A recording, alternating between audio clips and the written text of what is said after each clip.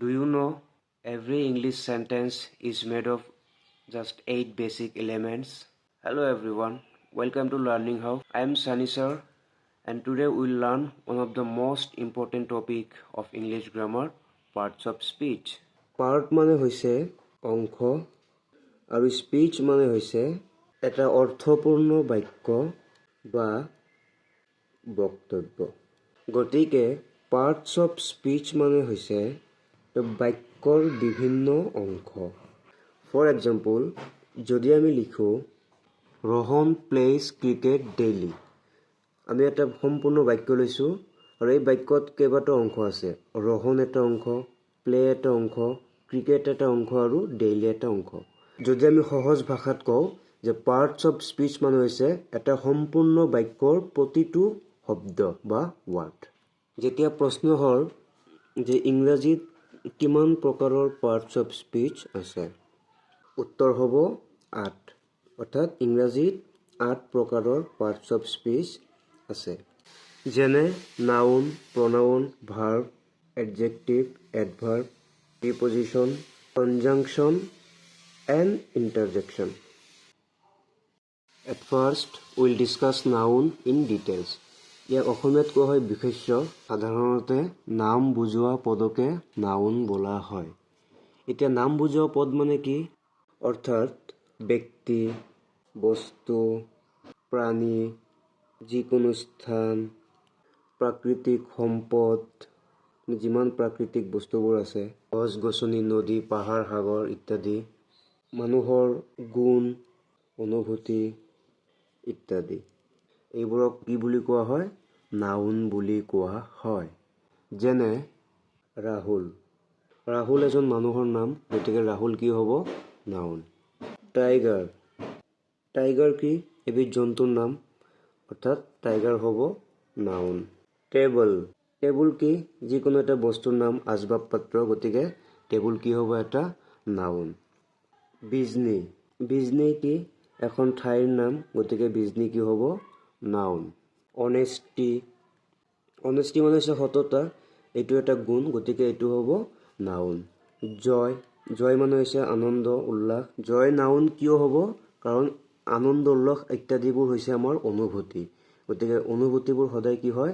Noun. Sky, river, mountain etcetera etcetera. So' these are noun.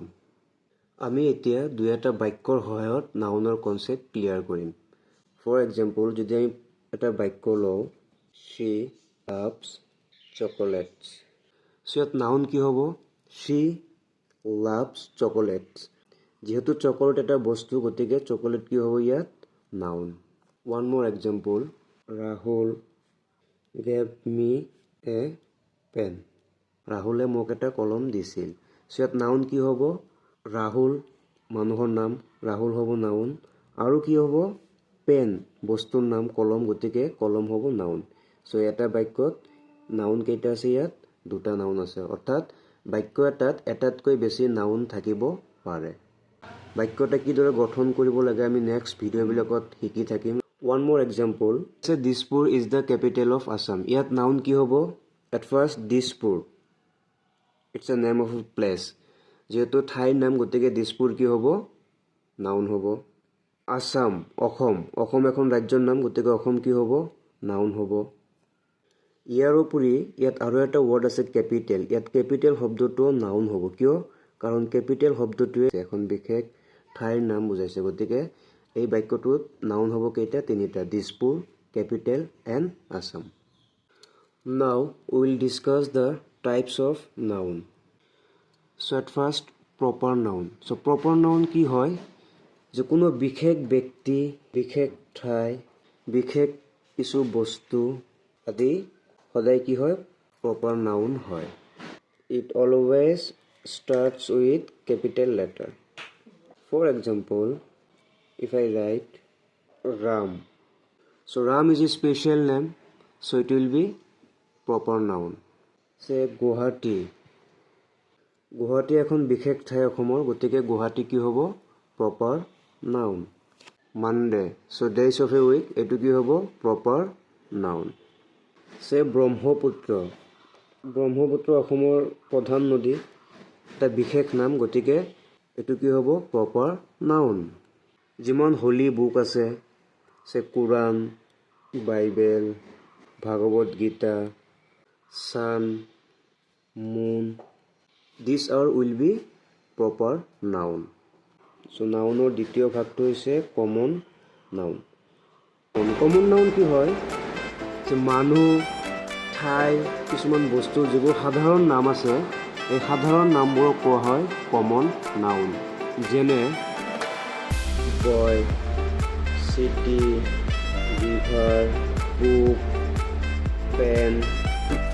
এতিয়া আমি ডিফাৰেঞ্চটো বুজি ল'ম। If you look at the difference between common noun and proper noun, কি হ'ব? সে চিটি ৱাৰ্ডটো হৈছে কমন নাউন, বাট যদি আমি এটা চিটি মেনশ্যন কৰোঁ, say Bongaigaon, then this Bongaigaon will be proper noun.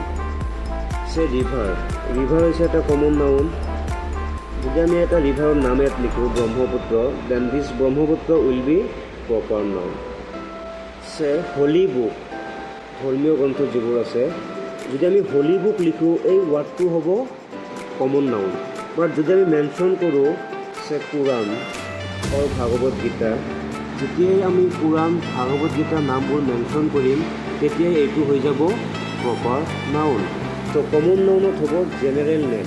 যিমান জেনেৰেল নেম আছে, এইবোৰ হ'ব কমন নাউন। আৰু যিবোৰ স্পেচিফিক নেম আছে, এই স্পেচিফিক বিশেষ নেমবোৰ হ'ব proper noun. So, this is the main difference between common noun and proper noun. So, after common noun and proper noun, we have abstract noun. So, now what is abstract noun? When we talk about feelings, emotions, অর্থাৎ অসমীয়াত যদি আমি কওঁ যে আবেগ অনুভূতি, that we can't touch or see, যিবোৰ আমি দেখা নাপাওঁ, হাতেৰে চুব নোৱাৰোঁ, স্পৰ্শ কৰিব নোৱাৰোঁ, সেই ধৰণৰ নাউনবোৰক কোৱা হয় abstract noun. For example, honesty, love, happiness, joy ইত্যাদি শব্দবোৰ হৈছে আমাৰ আবেগ বা অনুভূতি, আৱাৰ ফিলিংছ। চ' অনেষ্টি মানে সত্যতা, লাভ, হেপিনেছ, জয়, আনন্দ উল্লাস। চ' এইবোৰ আমি টাচ কৰিব নোৱাৰোঁ বা আমি এইবোৰ চুব নোৱাৰোঁ, আমি এইবোৰ দেখা নাপাওঁ। এইবোৰ হৈছে আমাৰ আবেগ আৰু অনুভূতি। তো এই ধৰণৰ যিবোৰ শব্দ আছে, আবেগ অনুভূতিমূলক শব্দ, এইবোৰক কোৱা হয় abstract noun. Words that express our feelings, emotions are abstract noun. So' after abstract noun we have concrete noun. So' concrete noun কি হয়? Things that we can see or touch, যিবোৰ বস্তু আমাৰ দৃষ্টিগোচৰ হয়, আমি দেখা পাওঁ আৰু আমি স্পৰ্শ কৰিব পাৰোঁ, সেই শব্দবোৰক কোৱা হ'ব কনক্ৰিয়েট নাউন। যেনে যিমান শব্দ আছে, আমি হাতেৰে চুব পাৰোঁ, স্পৰ্শ কৰিব পাৰোঁ, pen, paper, book, pencil, chair, table, apple, banana, এই ধৰণৰ যিমান শব্দ আছে, যিবোৰ আমি সচৰাচৰ আমি দেখা পাই থাকোঁ, আমি যিবোৰ স্পৰ্শ কৰিব পাৰোঁ, সেই ধৰণৰ শব্দবোৰক কোৱা হ'ব concrete noun. So' next, collective noun. So' collective noun means what? A group of people, animals or objects. It means collective noun হ'ব যদি এজনতকৈ বেছি মানুহ থাকে, মানুহৰ গ্ৰুপ বা টীম।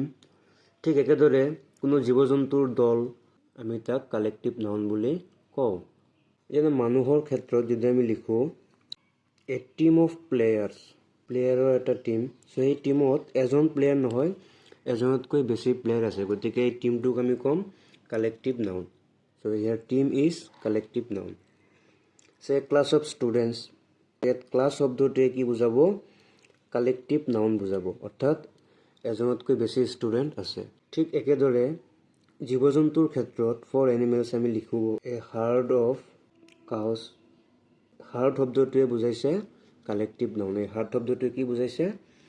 এহাল গৰু, মানে এটাতকৈ বেছি গৰু আছে। তো সেই গৰুৰ যিটো গ্ৰুপ সেই গ্ৰুপটোক আমি কি বুলি ক'ম কালেক্টিভ নাউন বুলি ক'ম যে ফ্লক অফ বাৰ্ডছ এজাক চৰাই ইয়াত ফ্লক শব্দটো কি বুজাইছে এটাতকৈ বেছি চৰাই বুজাইছে চৰাইৰ এটা টিম বুজাইছে এটা গ্ৰুপ বুজাইছে গতিকে ইয়াক কোৱা হ'ব কালেক্টিভ নাউন ঠিক একেদৰে যদি আমি বস্তুৰ ক্ষেত্ৰত চাওঁ এ বাঞ্চ অফ কিজ ইয়াত বাঞ্চ শব্দটোৱে চাবিৰ গুচ্ছ বুজাইছে অৰ্থাৎ আমি ঘৰুৱা ভাষাত ক'লে এজোপা চাবি বুলি ক'ব পাৰোঁ তাত বাঞ্চ শব্দটোৱে কি বুজাইছে চাবিৰ এটা গুচ্ছ এটা বান্ডেল গতিকে বাঞ্চ শব্দটো হ'ব ইয়াত কালেক্টিভ নাউন আৰু এনেকুৱা বহুত আছে bundle of sticks group A group of objects তো এই ধৰণৰ যিমান শব্দ আছে এইবোৰ হ'ব collective noun after collective noun we have countable noun so' countable শব্দৰ অৰ্থটো হৈছে গণিব পৰা গণনাযুক্ত তো গণনাযুক্ত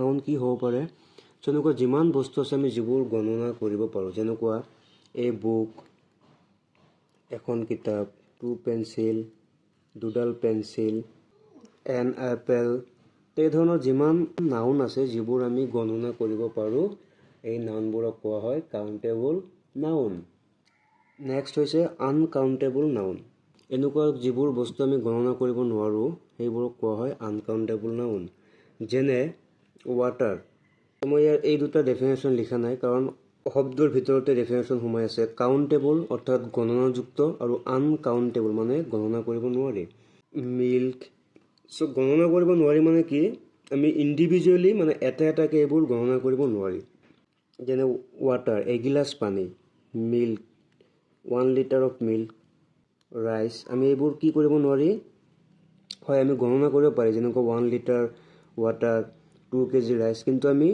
ইণ্ডিভিজুৱেলি এইবোৰক গণনা কৰিব নোৱাৰি সেইকাৰণে কোৱা হয় uncountable noun so' uncountable noun R those that can't be counted individually. So those words are called uncountable noun. That's all for today. Keep practicing and you will get better every day. Thank you so much for watching. I'll see you soon on the next video with pronoun, verb and other parts of speech. Like, share and subscribe Learning Hub.